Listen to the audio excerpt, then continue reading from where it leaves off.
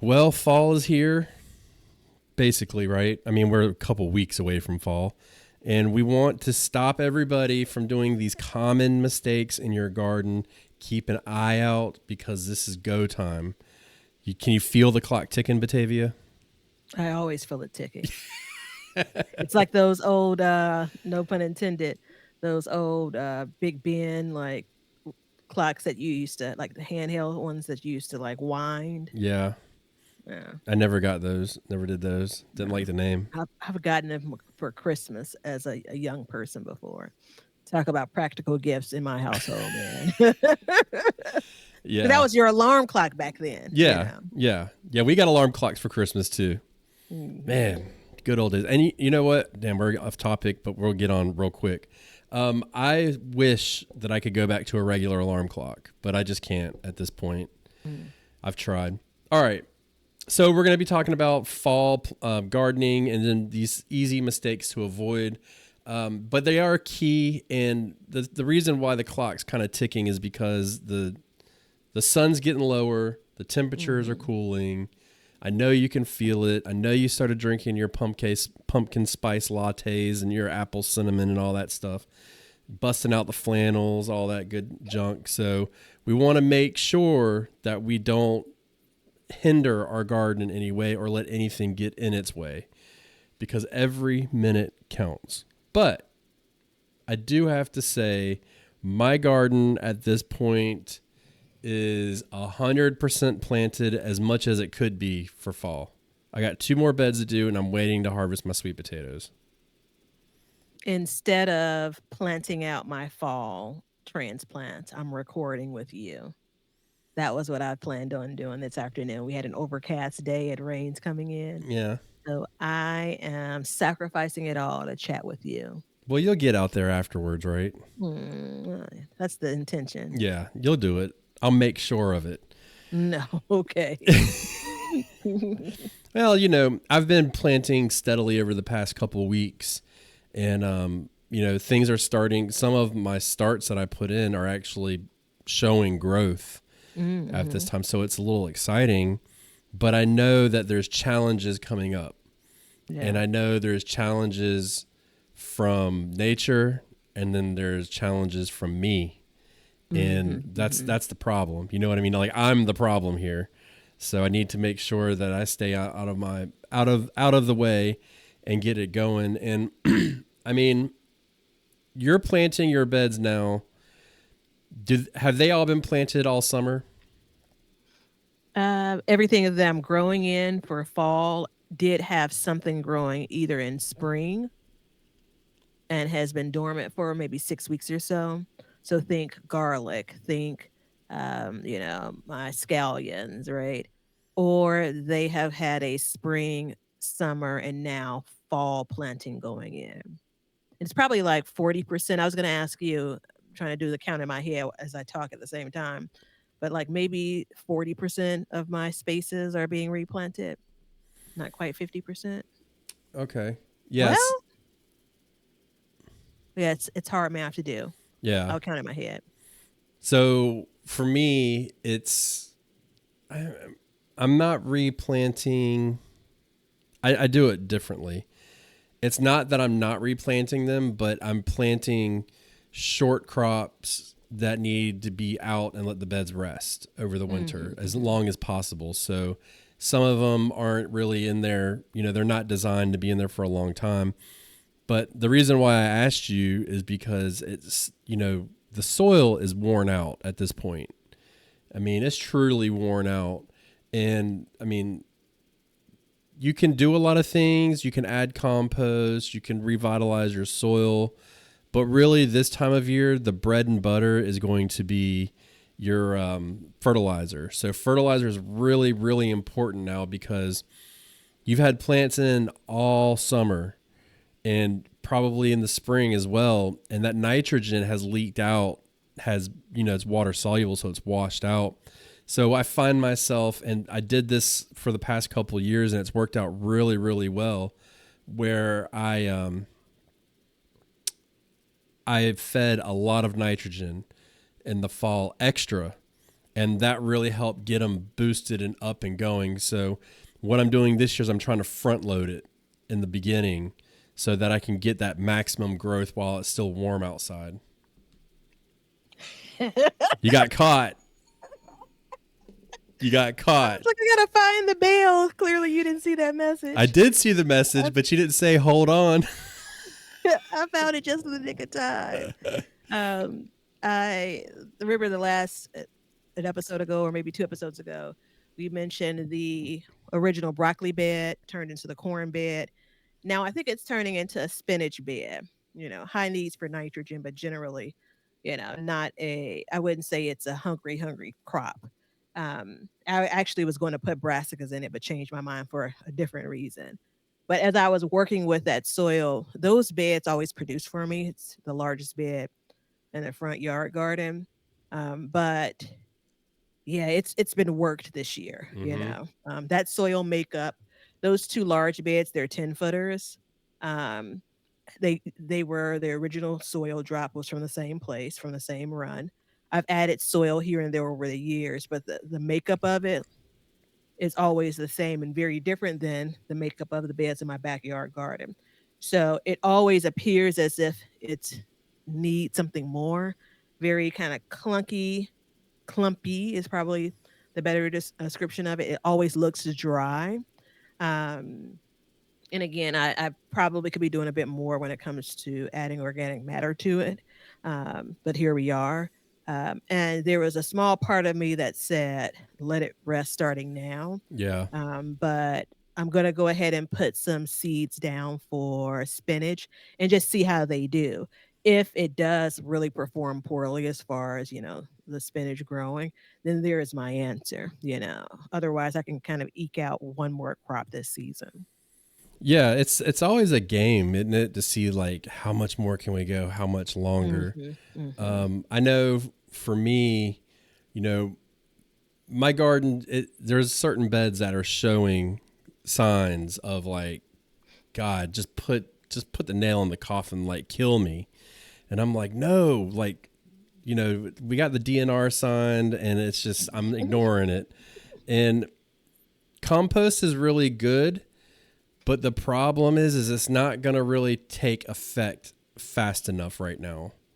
So while I think we should all be adding, compost, which I prefer to add topsoil, but adding something to the tune of that, I think that we need to, you should add it in every season if possible, but you should also be putting in your, fertilizers and stuff like that, and understand that, there's a sentiment out there that using fertilizer is cheating, and I don't believe that that's really the case. I think you're just kind of helping it along, pushing it along. And I mean, the ultimate goal here is to build good soil health.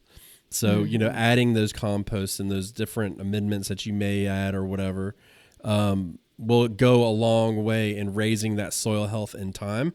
So this is just like a short-term fix to bridge that gap.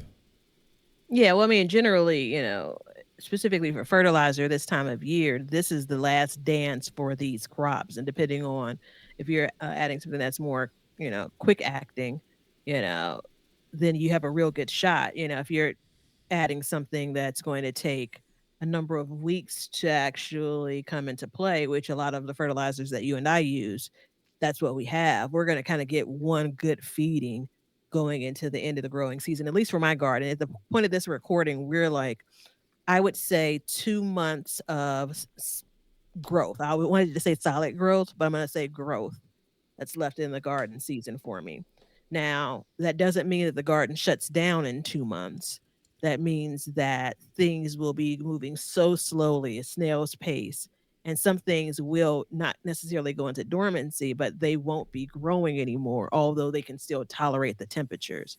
So it doesn't do me any good to, I get my freeze on November the 1st and add fertilizer on October the 31st, right? Yeah. So I so mean, that's recognizing that. that's so true, because I did that for a long time. I would be like, all right, here comes the freeze. Let me give it another dose, and I didn't realize that it took time for it Mhm. to actually kick in. And this is when we're referring to organic fertilizer, which is why I use synthetic fertilizer now because I knew I could get a solid feeding in and more solid feedings in before it happens, but at the same time using that to break down. So that's what I've been trying out this year, and I've been really happy with that success. For me, it makes me feel better, like I'm trying to, like it's being effective. Do I know for sure if it works? I know that I turned on the drip system Thursday, and by Sunday I saw bigger plants. So Mm-hmm. I know also that my organic fertilizers should be starting to kick in at the same time. So I think it's like a 1-2 punch. You know what I mean? Now I always focus on the organic, but we are using it to try and better the plant growth at the same time as building the soil health. I haven't, for those things I've transplanted, I've seen the plants again, and they're in a container, but some of my brassicas with a cover on them because that's how I roll.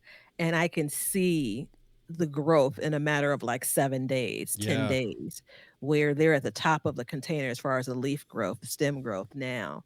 Now, how much there of root development there is, it probably isn't grand, right? It really needs to get into the space that it's going to grow in, to really, really take off.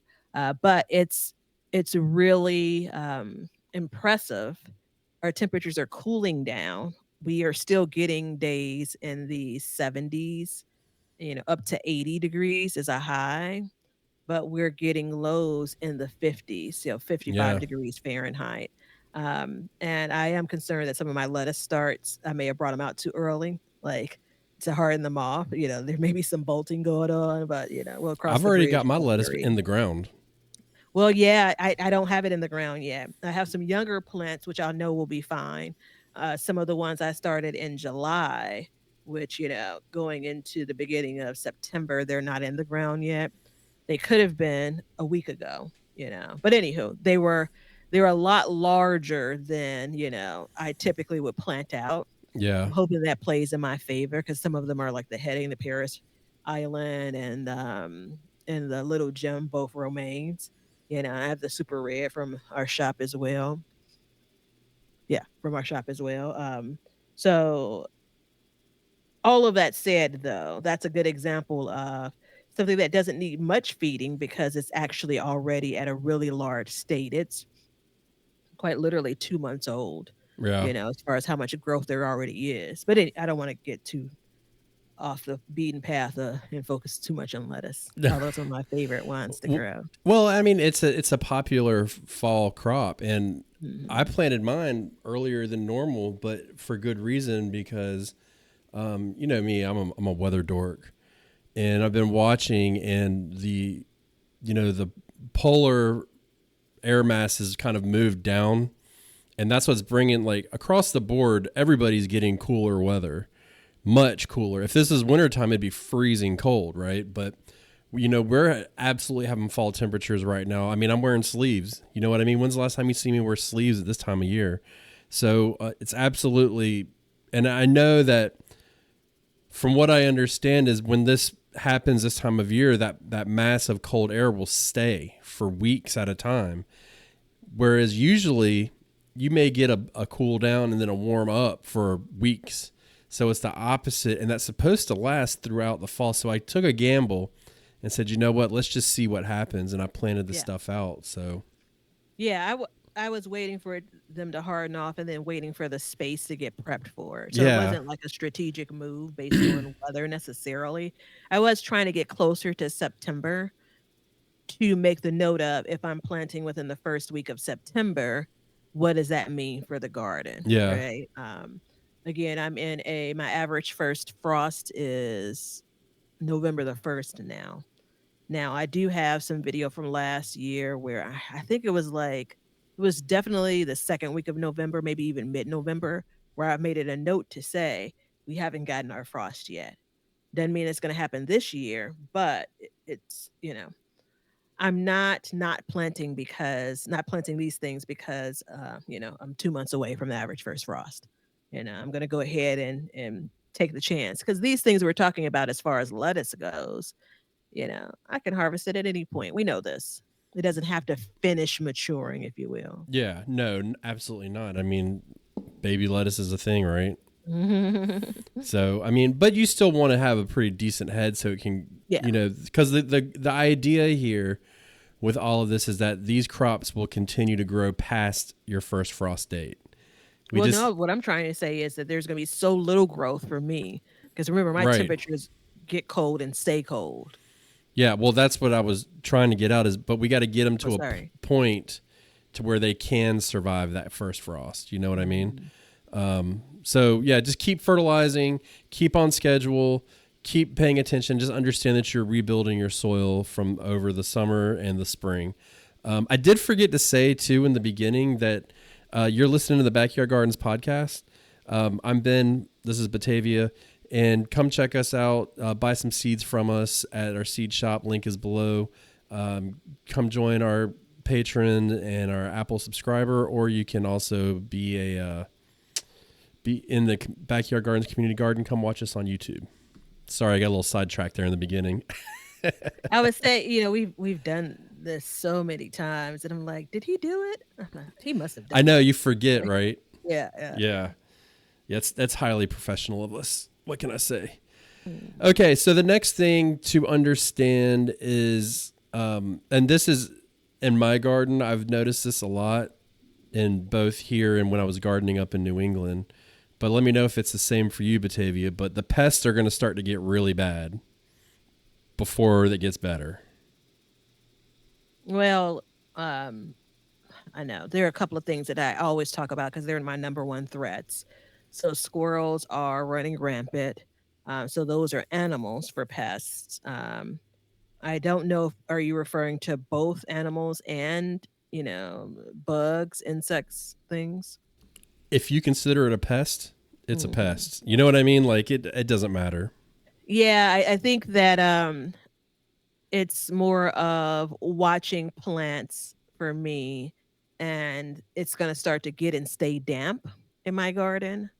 Right. So I am trying to really stay on top of picking vegetables, and not leaving them on the plant because you're going to start to see more worms eating things. You're going to start to see, I'm starting to see slugs again. Um, there are all kinds of things that are being kind of nibbled at now. It's not the worst as far as the season. It's far worse when it's super hot for me. Um, so for me in Chicago, I mean, I think it's almost more of a threat for the rotting of vegetables. I know how that sounds, right? Like being careful of, thinking about the garden and how it's storing your vegetables. I'm big on using the garden as, a storage for the appropriate crops. So, for instance, I have some potatoes that are still out there. I have some carrots that are still out there. And one of my concerns has been what's nibbling away at those veggies. Because I'm also trying to hedge my bet when it comes to as soon as you harvest it, like the clock, the reverse clock starts to count To down, right? consume it. Yeah, yeah, Yeah. exactly. Yeah. It is fresher the longer that it's under the dirt, or on the Yeah. plant. Yeah, I get what you're saying. I think for me, it's, the summer pests kind of go away. They don't really bother these plants too much, but then you start getting, it's kind of like it's the last hurrah. Everything's trying to get in before the freeze, and so typically what we've gotten a lot of is we'll get a lot of snails, and then the cabbage, as you like to say, the cabbage butterfly, and the worm that follows it, the cabbage worm. We get that really bad, and it's coming up into this time of year. Okay, So yeah. once it starts to cool down, before it actually gets like cold, it's like boom, it gets really, really bad. And then once the cold comes and it starts to bite it back a little bit, it'll slow it down. But it happens every year and it always surprises me. Like I go out there, in the spring, I'll go out there and it actually won't be all that bad. You'll see a couple holes and then you'll come out and you'll be like, okay, I've got a problem. But in the fall, it's like I come out and it's like, bam, there's a problem. Like there's holes in Mm, everything. It looks like it got shot with a shotgun. So, mm. it's just staying on top of your treatments and keeping a very vigilant eye on it, I think is really important. Yeah, I agree. I think that when we talk about what's left in the garden, and we're talking about fall plantings, but I wouldn't be true to my Chicago garden without talking about what's left from summer that's still in the garden. As of this recording, I still have tomatoes, I still have peppers. I will have peppers through the start of fall, through a good ways of fall, that are still on the plants. um, Interestingly enough, as I said that about the carrots and the potatoes, I thought to myself, gosh, I just wish I had the capacity to harvest all of that and manage through it. Not necessarily consume it, but, process it so it isn't that I have, 20 pounds of potatoes and carrots that, I'm on day 20, day 30, day 40 of trying to eat. Um, there's a small voice in my head that says, reevaluate what and how much you're growing based on that. But it's a very small voice. Yeah, you're not really hearing it too loud. Yeah, it's, better to have it than not have it, Yeah. right, in my mind. And I just don't know if I have the data points necessary to really evaluate it. This is where the nerd of me comes out. I've been trying this year. Here's a spoiler, trying to calculate how much I am growing in weight. Not my weight. Laura knows not my weight, but and and How's that working out? well, I mean, I got a lot of screen captures and a Well, lot of there you go. a lot of pictures. Let me ask you a question. Do you mind? No, I don't. Okay. I had this thought a while ago. Do you think that the fall garden and the fall gardening season is actually, as a whole, let's generalize for a minute though. Do you think gardeners as a whole use it as a throwaway season? Meaning like, if it happens, it happens. If it doesn't, it doesn't. I think that's like the first cut. It's like if you have 1,000 people that have gardens, so 1,000 gardeners, the first cut that you start moving people, it's like, so that number is reduced. But I think there is an additional cut to that, because I think that some of the people you have left are really trying to do a makeup, right? So what I What do you mean didn't to do make for up? what I didn't do for spring, I'm gonna do now, like, oh, I Uh, didn't plant out. Things were so hot during the summer, I didn't really get a chance to plant, especially some of the people that are in more southern areas in the US, like so weather is revenge finally gardening. to a point, right? Yeah, yeah. I think there's a bit of that going on. Yeah, for me, it's always been, I feel like I'm going to regret wasting that time. Yeah. Right? And for the first time in a lot of years, I feel like I have my second win of the entire growing season now. And I'm trying to push back the sadness of I got my groove going. Like I'm ready for it all. And it's like the countdown for a lot of it's already started. Right. Again, going back to some of the summer plants and even going back to how I manage, like I could have had dozens more transplants, because what I am experiencing with some of my fall plants are, they're being eaten up as they sprout. Some of the things I direct sowed. So back to your point on pests, I'm finding that, and you have a better chance when you're transplanting a larger plantain to avoid that Yeah. versus, something being direct sowed coming up and then getting nibbled away down to, the stump. Um, so yeah, yeah. I mean, so to answer your question, yeah, for sure. How many though? I'm not sure. I know for a long time, and like even still to this day, like I'll go to plant something out, and depending on what it is, I'll absolutely be like, well, I'm gonna give it a shot.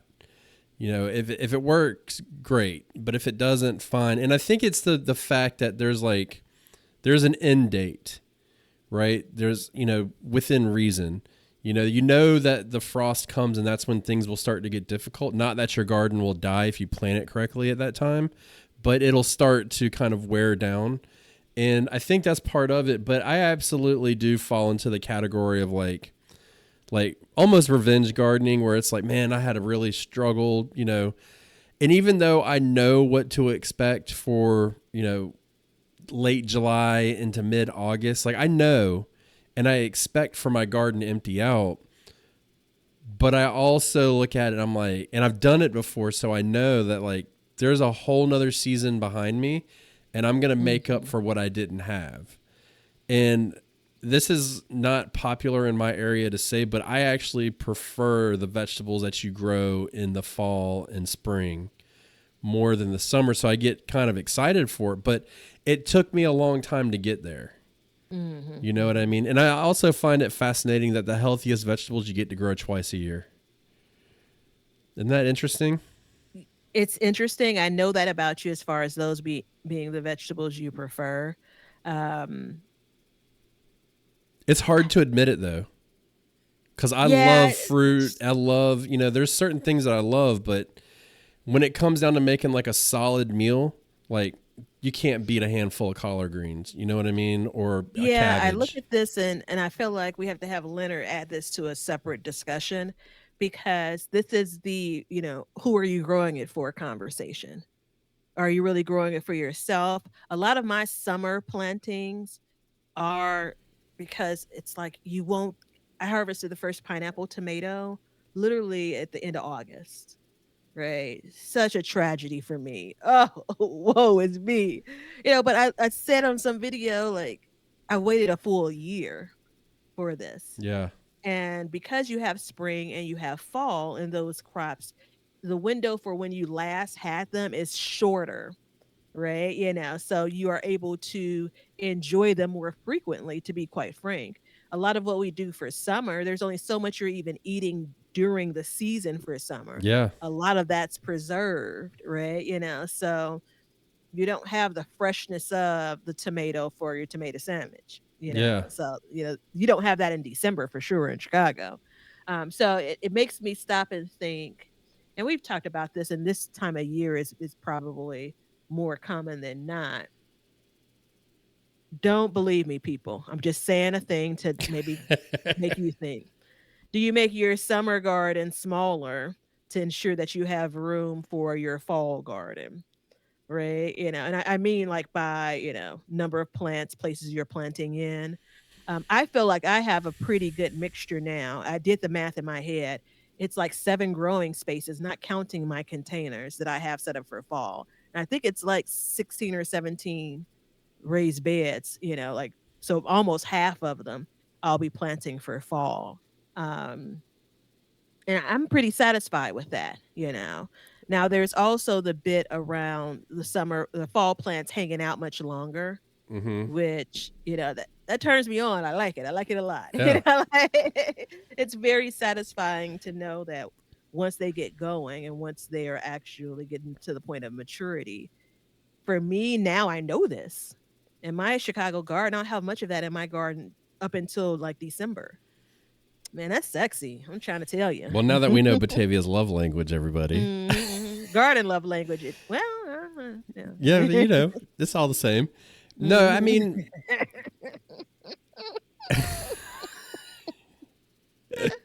Dirty old garden lady laugh there. Sorry, guys. didn't plan on debuting that. Yeah. that's all good. No, for me, it's like I I don't think you should grow in less in the summer, but I think the way to make room is not to replant as much. Just let it go. Like I had 2 beds of squash and I just let it go. And then when it was done, I just let it be done. And those beds are wide open, they're planted at this point. Cover crop, stuff like that. There's all kinds of different options, but there's a general feeling about like I have to plant now, I have to get it in the ground, we have to grow, we have to be producing. But at the same time, it's like, what are we sacrificing on the opposite end, on the other side that you can't even see yet into the future? So it's just something to kind of think about. But I was just wondering if you thought that was the case, because I definitely think like you start out as like, oh, it's just a toss away season. But then once you start to see that success, you can go deeper and deeper into it and grow more and more. And it doesn't become a toss away. You know, it can become whatever you want, but I think it gets more and more serious. And I know from our listeners, what we've seen is there's a lot of people who really, really look forward to growing in the fall. Like they Yeah. get genuinely excited about it, and they're ready because it's cooler, the crops are different, something different to look at. So, If we had the at least three, maybe more, fall garden personas, right? You know, because you described it a little bit differently, which I definitely did connect with. Like, if it does well, it does well. If it doesn't, it doesn't. So, kind of the almost reluctant, kind of fall gardener, giving themselves a lot of grace for what may or may not flourish. Then the folks that are just like, I'm done. I'm just tossing the entire garden year until next year. I'll be super excited about starting my tomatoes in January. All right. And then you have the one that's like, this is it. Like, this is my time for my garden shine, right? The irony is, I've been all of those gardeners. yeah. So it's, just because your perspective is one thing now doesn't mean that it hasn't been another and won't change to be another in the future.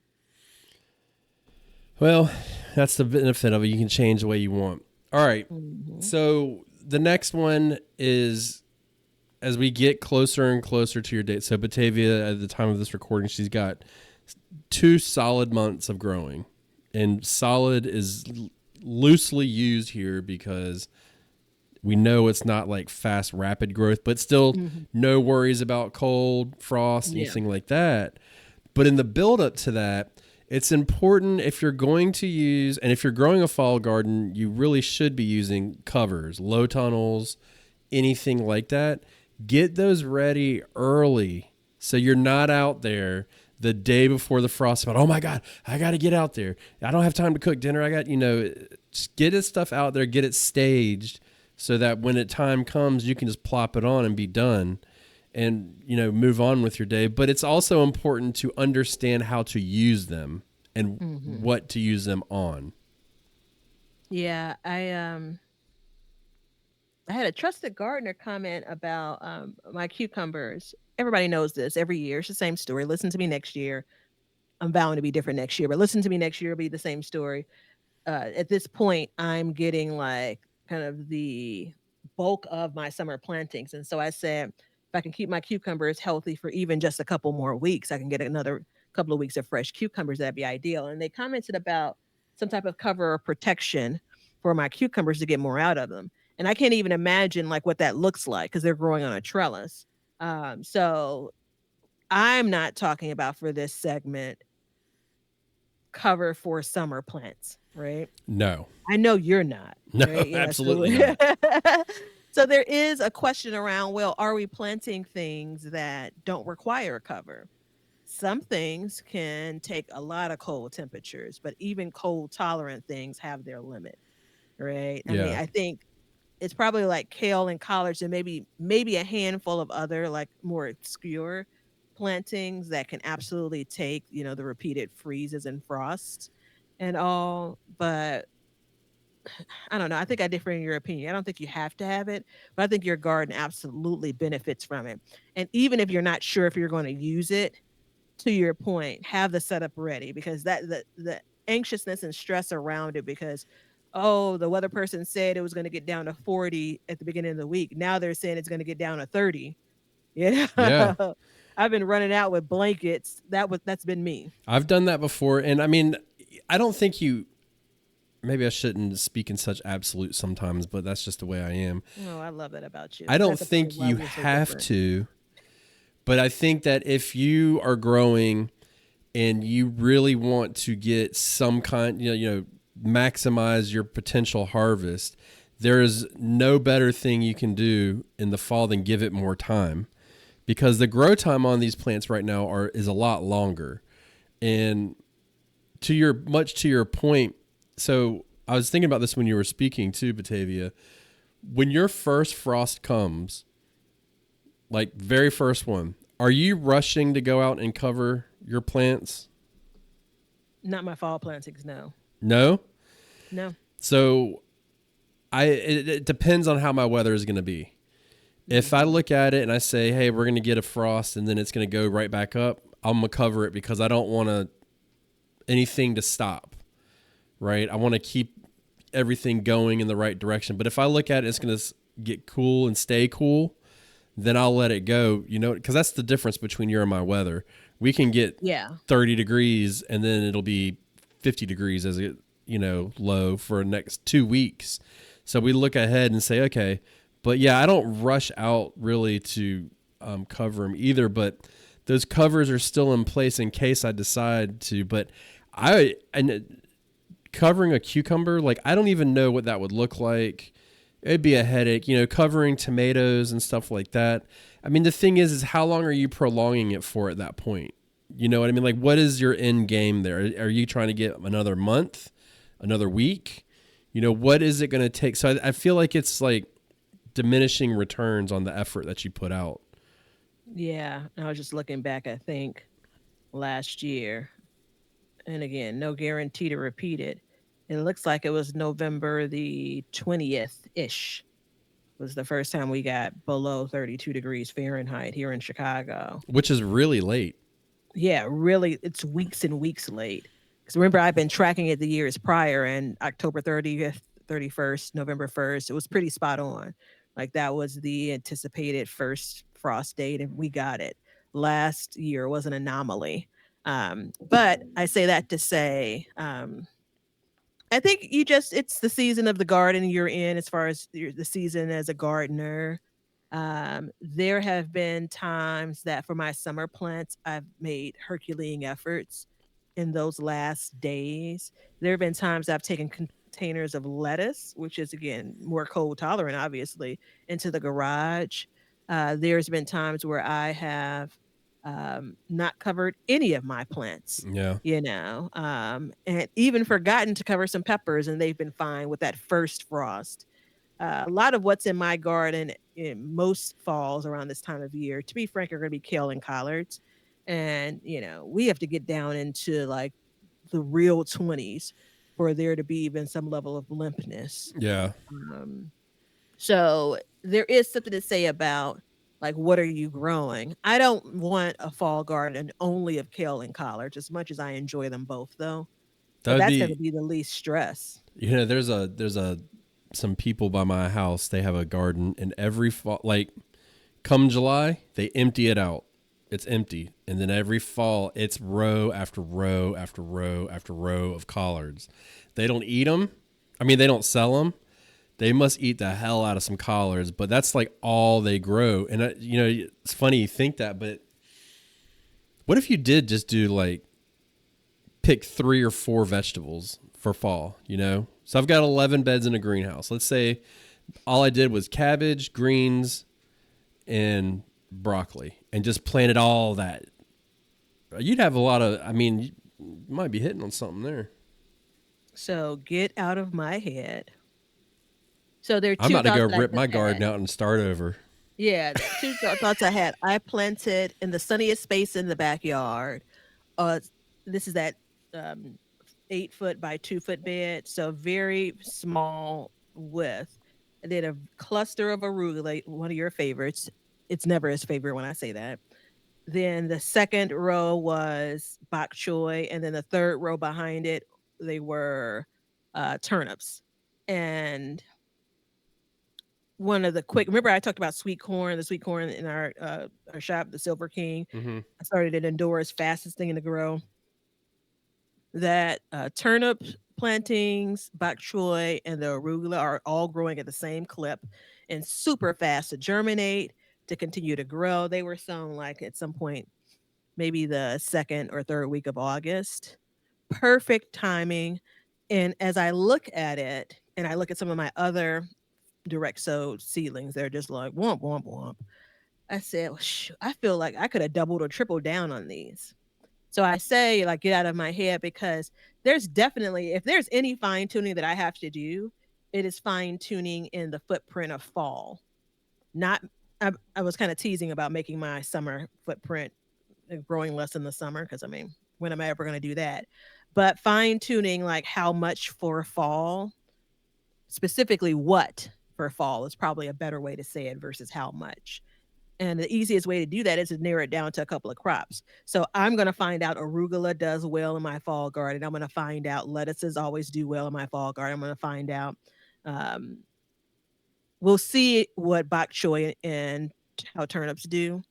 We know that collards that are established going into fall do well in my garden. We'll see what new plantings of collards do. The same for new plantings of kale, although I do have some previous experience with that. Like, that's a part of the excitement for me. This is because if you get that tuned in, like that changes everything for you coming out of your summer garden. That whole, we all are always talking like, oh, I have that analysis paralysis, spaces stay empty because I'm trying to figure out what to put in next. Is it too hot? Is it too cold? Yada, yada, yada. And then you are like, in June saying you're going to be finalizing your fall garden plan soon. What if it was only 5 crops that we were growing? That make it super easy, didn't it? Wouldn't it? You This just, thing on? I'm thinking, like, I'm working it through my head here, and I'm thinking, if I was gonna cut out, like, what would I cut out, and what would I want to grow more of in my garden? And absolutely, I mean, absolutely, 5 crops. Pick your 5 crops and grow them, and even for spring. I mean, in the grand scheme of things, what does one chard plant do for you in your diet? There's, where is the question of the day? Because this is that mixture of what's not in any particular order, what's pretty and what grows well, Two and totally what you different really subject matters. enjoy. All Yeah. 3 of those things are different, though. Um, Chard is the most consistent grower in my garden, to be quite frank, across everything. I'd say it for sure the top 2. All So right, top 3. That's it. how many chard plants do you grow? I don't know. I'll probably easily plant like a dozen or something Okay. over the course of the garden year. Oh no, I'm talking about at once. Like for fall, how many did you plant? I think I have like 12 starts somewhere, Okay. but I'm planting them in different kind of mediums where some will produce larger, some will produce less. One of the things about fall is I don't have the last time I got lettuce out of my garden was June. So this will be the first time I'll have fresh lettuce for my garden. The only thing I've had this summer has been, the last of those collards. Remember, I had to pull almost all of them. Yeah. And I've had chard and I've had kale. Um, so I say that to say there's this hard bit of fall that's like, gosh, I've missed some of these greens. I'm just calling everything a green for the purpose of this conversation and just to kind of, you know, tease with some people listening. Um, so there's that. I don't know. I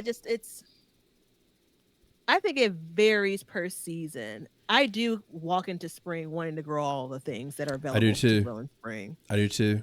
And it's a Whether dangerous that's game. realistic, I think is the question that we're asking. Is Well, it it is. reasonable? I mean, cause so for instance, like I went out the other day and I sowed, I put two, well, I started off putting one cilantro seed in the ground and I was like, nah, let me bump it up. So I put four in, right? And I started thinking about it and I was like, well, do I need four? No, I don't need four cilantro plants. But then at the same time, I was like, well, what's one, if one goes and, so, and we don't eat a lot of cilantro, but we do enjoy it. We eat cilantro needing foods quite frequently. So we do that. But then I start looking around and I'm like, one row of radishes. Okay. Let's just take that right now. If I do one row of radishes, that's going to be I think it's about 32 radishes, right? What the hell is 32 radishes going to do in the grand scheme of 6 months of winter? That's not going to do anything, right? I mean, think about it. It's caloric intake. What does it do? So it's like I have all of these spaces with a few here and a few there. And it's like, no, I need to be fully going like a full bed of lettuce because we enjoy lettuce. So why put 16 heads of lettuce in when I can put 60 heads of lettuce in, but I'll always have my lettuce for the winter, especially if I use the covers and stuff like that. So this is the new number 4 for those that are still in the midst of planting. um, just give a second thought to what you're planting, not that it delays you, because that's what we're talking about. It. I'm not changing what I'm planting based on this conversation, but I think in the full scope of everything, it does make me pause and think a little bit more. I'm trying to think of what I was harvesting recently, and I had the same reaction to the radishes. It was almost like, is this even worth my time to try to keep up with this thing? Like to try to make sure that it's growing, to make sure that it's watered. Yeah. Like it almost isn't worth it. Just because I can grow it doesn't mean that I should grow it. I can't remember what the vegetable was though. What was I picking? I harvested the last of the spring planted beets, and I was ecstatic about them. And it was like, oh, finally, because I don't know that fall beets are going to do well for me. Well, Um, I just planted a row of beets, so we'll see. yeah, Ugh. yeah.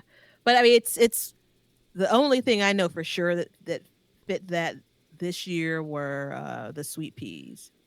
They were nice, but if they were volunteers and I didn't have to think about or worry about them, that'd have been fine. But for the effort that I put into actually going out and direct sowing and all of that stuff, like what I got in return. Yeah, I Yeah. mean, we've never done so. Every year I threaten to grow shelling peas, and I've never grown them. And I always like go out to plant them, and I sit back and I look at it. I'm like, with this trellis space that I have, how much am I really going to get out of it? I'm not going to get enough for me to Yeah. really, I don't want to eat fresh peas. I'm not going to lie. I want to can them. And if I'm not going to get enough to can multiple cans, then I don't want to grow it. And I don't know if that's the right way to look at it or not. I mean, what it's telling me is I need to have an acre of just farm, and then I can grow whatever I want. But I don't have that, and I'm limited, so I need to pick and choose what I grow and how it's going to work. Well, one more bit of reality is it's also what can you manage in the garden. Mm-hmm. So when you said, I remember I led and said, I'm not going to just grow kale and collards because I know that those things are going to be the hardiest. That would be the easiest garden for me, sans the cabbage butterfly and the cabbage worm. But I had a quick glimpse of a garden full of kale, or excuse me, full of collards in particular. And I had a quick glimpse in my head of like people coming over and how joyous it would be to have multiple people picking collard greens for Thanksgiving or for Christmas or something like Yeah. that. But and then the next part that we started kind of, dabbling in was the whole idea of like, is it just 5 crops? And the quantity that I could grow if I just had 5 crops, right? Now you have me thinking, you know, didn't I say 5 minutes ago I'm not going to change the way what I'm growing? Yeah, you I'm not did. going to change what I'm growing, but I may change in a matter of hours my planting setup just that quickly. There it is. It didn't Uh-huh. take 3 years, everybody. And because Batavia is going to do it so quickly, we're going to tell you about the Planter app. So, Planter app is a sponsor of the show. Check them out. There's a link below. It's a drag and drop interface, square foot gardening. They are always updating it to get new features. It's very visual. You get your red dots for combative plantings, meaning plants don't go well together. You get green dots for companion plantings if you choose to plant like that. There's so many options in their organization. It's just a lot of fun to use too. It helps us in our gardens directly. Check the link below. Get yourself a discount on a lifetime membership. It's already cheap, but it's cheaper with the discount. And get yourself the Planter app. It's available in the Google and Apple Play Store, but you can use it on your computer. You can use it on your tablet, and you can use it on your phone. So I enjoy using it on my computer. It works out really well, and I'd use it to design my gardens on my YouTube lives on my channel, Sandy Bottom Homestead. So check it out and enjoy the Planter app. Okay, question of the day. Are you ready? We'll see about that. Oh. The name didn't get put in here. Susie writes. Hey, Susie. She says, "Good morning. I've been gardening for 7 years, but this year is the first year I've started to make improvements and attempt a fall garden. I love the show and have learned so much. I always hear zones don't matter on the show, but I feel like zones are the only thing I have to go off of. If not zones, what metric should I use to determine how and when to plant? Appreciate you both. 7 years. Seven's my lucky number, quite literally. And getting to I thought this was going to be like a weeper for me. So I'm glad that Susie came back in with, an actual factual question. It's a great question. And you're the one that always says zones don't matter. And I'm the one that always agrees with you because for annual growing, they don't. Um, I still give my zone out when I post videos. Like I still post it as a part of the default text in my video descriptions, just because I do know there's such a craving for it. But we've talked quite a bit about, zone 7 could mean very different experiences. And that's the reason why we say something like zones don't matter. Yeah. You know, um, Again, for annual growing, it's a perennial hardiness zone, is what Yeah, I mean, we're all the name quoting. of it literally tells you that, Hmm. and I mean, so there's an argument in there that, eggplants, tomatoes, indeterminate tomatoes and stuff could be perennial. So there is an argument for that. Hmm. But most of us, except for the lucky people in like Southern California and, areas like that, we grow them as annuals. It's just known, right? Hmm. So I don't give out the zone at all. And when people ask me you can tell they're new to the channel, the other people will comment and be like, don't ask him his zone. He's not going to tell you because they don't matter. Hmm. Like I've said it enough now. Yeah. And I literally, the only time I look at zones is, and I'll even keep it to food related, is if I'm buying a fruit tree Hmm. Hmm. or a blueberry bush or a raspberry bush, something like that. Something that's going to be perennial because it's a perennial hardiness zone map Hmm. and come back. So we I need, think I think there is some value to know the difference between a zone 9 gardener and a zone 6 gardener like me, right? So I am listening to a lot of the things about their kind of, again, annual vegetable growing with an asterisk. I'm for sure listening to things with an asterisk as it relates to the fruit plants that they have. Um, what's a better metric? I think you start with average first frost, average last frost. I think if you have an opportunity to engage further with that gardener, it really is what are those days leading up to and after either of those pieces. So you and I have a similar average first frost date, right? yeah, mine's November 6th. Mine's November 1st. Our And, Novembers and you're in are, what zone? I'm in zone 6. And I'm in zone, get ready, everybody. Write it down so you don't forget it. Zone 8B. So let me just say this. Well, let me finish my thought Yeah, go though. ahead. The So our Novembers and definitely Decembers are very different weather wise. Mm-hmm. So if you have an opportunity to actually engage with someone further, then the question becomes how cold is your cold and how warm is your warm, right? Like, and it's hard to kind of try to capture that as one person for many people, right? Yeah. I mean, to put it into perspective for you, so I don't agree with you about, a zone 6 tells me something about how somebody can grow. And the reason why is because if you live in one zone, let's say we both live in zone 7, but every year you get a negative 10 degrees Hmm. one time, and it's documented every year one time, that puts you in like what, zone 4. But everything else is always the same. That's the problem with I zones. think it's like zone 5, maybe even zone 6, 'cause I think mine goes down to 15. But I'm talking about the Well, extremes of it. you get what I'm saying. Yeah, I'm So, talking it, but when I talk about that, I'm talking about the extremes. So someone like a zone 9, I don't even know if that's even getting a below 0 temp. I think that is like you're getting, if not just at freezing or, right above freezing. Like that tells me a lot about the way that they're going to grow compared to the way that I'm going to grow, where I'm always going to get below 0 temps. right. Right. But again, we're still talking about once I get to the point of below 0 temps, and the whole storyline there is I'm not growing anything in my garden.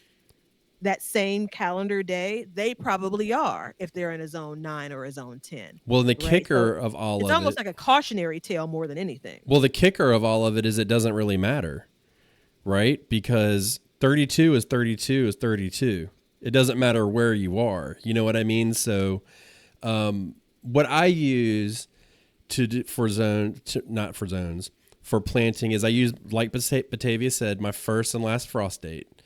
And then I count backwards. I do a little bit of math and I go 6 weeks back.